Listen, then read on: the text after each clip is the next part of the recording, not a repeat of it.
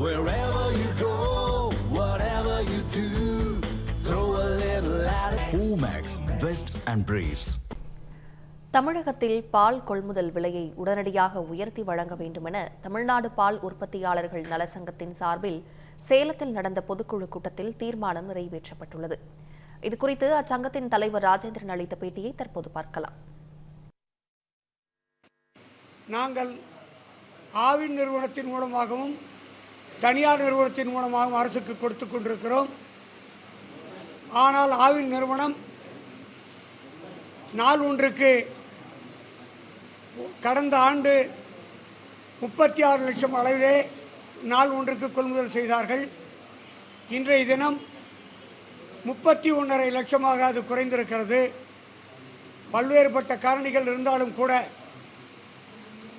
தமிழகத்தில் இருக்க கால்நடை வளர்ப்பாளர்களுக்கும் பால் உற்பத்தியாளர்களுக்கும் போதிய விலை கிடைக்கவில்லை என்பதன் காரணமாகத்தான் எங்களால் இந்த தொழிலில் மேற்கொண்டு ஆர்வம் காட்ட இயலவில்லை.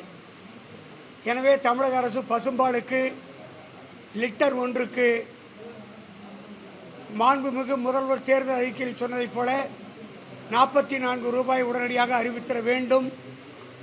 அதே போலவே எருமைப்பாலுக்கு லிட்டர் ஒன்றுக்கு 60 ரூபாய் வழங்கிட வேண்டும்.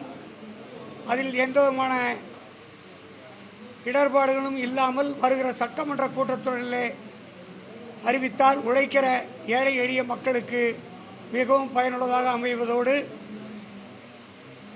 இந்த கால்நடை வளத்தை காப்பாற்றுவதற்கு உதவியாக இருக்கும்.